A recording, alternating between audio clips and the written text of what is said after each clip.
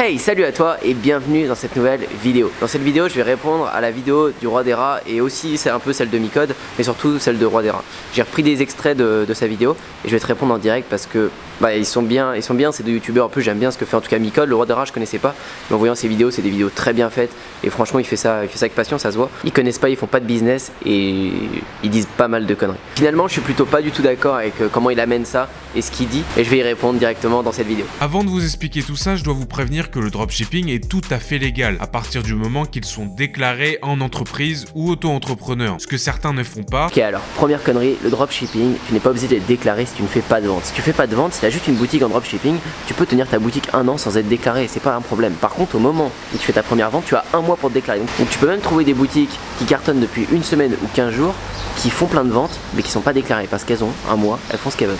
Mais bien sûr, tu as raison, une vraie boutique de dropshipping qui tient sur le long terme doit être déclarée en auto-entrepreneur ou en société. Qui est puni par la loi, mais encore plus quand les cibles sont des personnes particulièrement vulnérables comme les ados par exemple, ce qui est le cœur de cible de ces vendeurs. Alors là, ça se voit que tu ne connais pas du tout le monde du business en ligne. Parce que les jeunes, c'est justement pas eux qui achètent et c'est surtout pas eux qu'on cible. En tout cas, les bons e-commerçants, les bons dropshippers, tout ce que tu veux, les grandes marques, on sait très bien qu'il faut pas cibler les trop jeunes, en tout cas 17 ans, 18 ans et encore moins 16 ans, etc. Parce qu'ils n'ont pas de carte bleue, parce qu'ils n'ont pas d'argent et que c'est beaucoup plus dur à la conversion pour vendre finalement. Donc c'est pas du tout eux qu'on cible si tu veux, ou sur des campagnes marketing ou soit des influenceurs ou n'importe quoi. On cible plutôt à partir de 22 ans, 23 ans. Et donc c'est sûrement pas les jeunes. Bien sûr, les jeunes sur les influenceurs sont le cœur de cible. Mais justement, ça nous embête un peu parce que c'est pas eux qui achètent. C'est pas forcément eux qui peuvent acheter. Il y en a certains qui peuvent acheter, mais surtout ceux qui achètent, ceux qui ont une carte bleue à portée de main. Et à 17 ans, 18 ans, t'as pas forcément d'argent ni de carte bleue. Faut bien comprendre que le dropshipping, c'est un vrai métier. C'est pas un jouet. C'est pas, on bricole pas. C'est un vrai métier. Il y a du vrai ciblage. Tu parles des influenceurs, mais il n'y a pas que ça. C'est une toute petite minorité les influenceurs. Il y a des campagnes marketing, de publicité, de plein de choses qui sont faites. Et il y a des études de ciblage. On cible par tranche d'âge, par sexe, par région, on cible plein de choses. Quand on envoie des campagnes marketing, on voit que ça prend plus sur peut-être les 24-34 ans, femmes, peut-être des femmes enceintes. Tu peux cibler ce que tu veux sur le marketing, t'imagines pas à quel point c'est puissant. Et les grandes enseignes gras le font à leur échelle. En tout cas, on cible absolument pas les jeunes et c'est surtout pas notre cœur de cible, tout au contraire. Quand vous voyez des influenceurs sur Instagram qui vous font la promotion de produits soldés comme des montres, des lunettes, des bracelets, des maillots de bain, etc. C'est très souvent des sites de dropshipping. C'est bien, là tu t'acharnes encore sur le dropshipping, mais pourquoi tu parles pas d'Amazon, de Cdiscount, etc. Regarde, je pense que la photo parlera mieux que moi. Les Cdiscount ou tous les autres, la montre elle est à 1000 et quelques euros, ils te la vendent à moins de 100 euros ou 100 euros. Il est où le problème? C'est juste le branding que tu achètes dessus, c'est Discount, tu achètes chez Discount parce que tu as confiance en l'image de marque, etc. Mais par contre, sur un site dropshipping, tout de suite tu vas avoir le vol. C'est la même chose, ils se fournissent chez les Chinois, c'est pareil. Et quand ils te la vendent 75 euros, en fait, tu la retrouves à 3 balles sur AliExpress. 3 balles, 1300, tu vois. Ce qu'il faut que tu comprennes, c'est que tu achètes la valeur, l'image de. T'achètes jamais le produit en lui-même. On s'en fout du produit. Ce que tu achètes, c'est ce que tu as dans la tête, c'est à quoi la marque te fait penser. Pourquoi tu achètes des t-shirts à 59 euros ou à 60 euros? Et pourquoi tu achètes des t-shirts à 9 euros? Pourtant, c'est les mêmes t-shirts, c'est la même chose, c'est pareil, tout pareil. C'est juste qu'il y a le petit logo dessus et là, du coup, ça, tu le vends 60. C'est la même chose, pourtant, ça leur coûte le même prix. Exactement pareil pour le dropshipping. Et des vraies boutiques dropshipping, si tu avais pris le soin de regarder et de regarder ce que c'était du vrai dropshipping, c'est une boutique dropshipping qui va avoir une chaîne YouTube ou qui va avoir une communauté, une page Facebook active qui va lui apporter de la valeur chaque jour. C'est quoi de la valeur?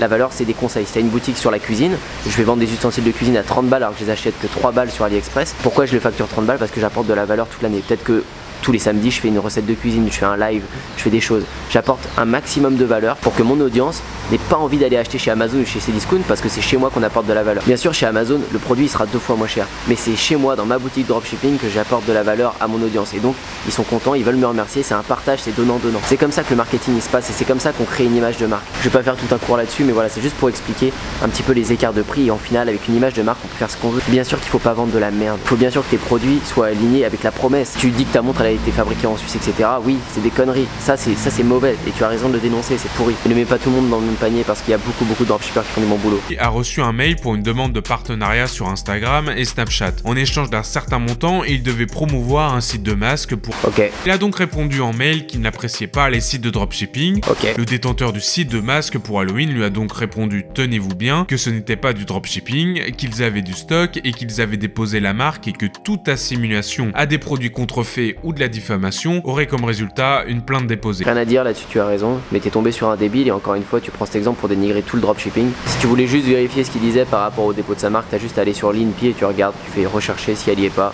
tu passe ton chemin. Un exemple que vous connaissez peut-être qui s'est passé il y a pas si longtemps. Celle de deux grosses personnalités sur Instagram avec plus d'1 million d'abonnés chacun. C'est qu'ils ont réalisé divers partenariats assez troublants depuis quelques semaines sur chacun de leurs comptes. Alors ce genre de placement c'est absolument pas nouveau et à la base c'est surtout de grandes marques qui le font, comme avec tous ces glands qui tuent leur audience à coup de placement de bonbons toutes les semaines. Bref, tout ça n'est absolument pas attaché au drop et ça fait des années et des années que toutes les grandes marques font des placements avec des influenceurs. C'est la base du marketing d'influence. Parlant du Black Friday qui a seulement un petit stock pour vous donner encore plus l'illusion que d'une part ce sont des vrais, mais aussi qu'il faut se dépêcher pour en recevoir, alors que les stocks qui sont réellement sur les sites chinois sont loin d'être épuisés. Bah oui, je te remets la même image, regarde, il y a un petit compteur avec le temps. C'est pareil partout, c'est juste du marketing, on déclenche juste l'urgence. Bien sûr, pour qu'une personne achète et vite, il faut déclencher l'urgence. Si la personne est sur ta page de vente et qu'elle achète pas aujourd'hui, qu'elle dit qu'elle achètera demain, après-demain, c'est tellement de chance en moins qu'elle achète. C'est pour ça qu'il faut qu'elle achète maintenant, au moment où elle voit le produit, et pour ça il faut déclencher l'urgence. Tu sais, à partir du moment où tu mets un pied dehors dans la rue, t'es plongé dans le marketing. Si les sites de dropshipping continuent à contacter ces youtubeurs et ces gens de télé-réalité, c'est que ça marche et qu'ils sont gagnants dans l'histoire. Il y a des milliers de jeunes qui gobent tout ce qu'ils peuvent dire, alors vous vous doutez bien que s'ils peuvent avoir la montre ou le bijou que leur star adore, ils vont le faire. Bah oui, c'est le marketing d'influence. Tu crois que les stars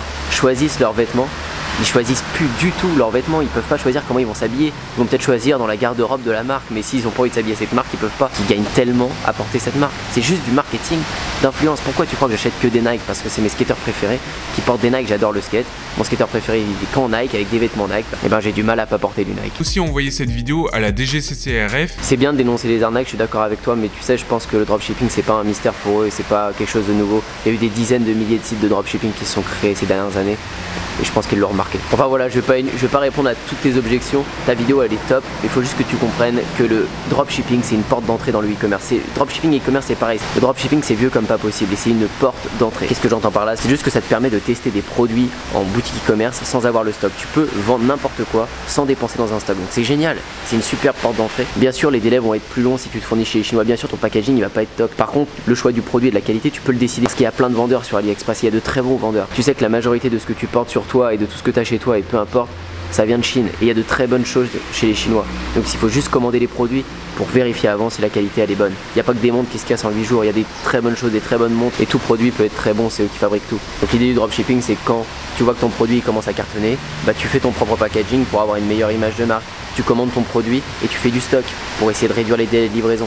Et tu changes de fournisseur pour essayer d'avoir une meilleure qualité et voir si ça cartonne pour toi. Tu fais fabriquer ton produit. Voilà, c'est juste ça le dropshipping. Tu as énormément de personnes qui vivent très bien de ça et qui font un boulot de dingue, qui se tuent à la tâche et t'es en train de dénigrer tout un business model qui cartonne juste à cause de quelques arnaques. Et tu aurais juste dû appeler ta vidéo les arnaques sur internet et pas le dropshipping arnaque ou je ne sais quoi. C'est juste dommage sur ça je trouve. Je fais jamais ce genre de vidéo et d'ailleurs c'est pas une vidéo pour critiquer ni rien, c'est juste pour apporter le point de vue d'un mec qui fait du dropshipping. Pas pour te jeter des fleurs, c'est juste que je t'ai découvert hier, j'adore tes vidéos, ton concept est super sympa, c'est hyper entraînant, j'ai regardé 17 minutes de ta vidéo sans regarder l'heure et voilà j'avais vraiment envie de répondre à ce que tu as fait. Juste une petite dernière chose, si je peux te donner un petit conseil, t'as une énorme communauté qui te soutient énormément et c'est génial, t'as réussi à faire un truc de dingue. Pourquoi tu vends pas ta marque, pourquoi tu vends pas quelque chose à ton audience, à partager avec ton audience, c'est beaucoup plus sympa que de mendier et de demander des dons.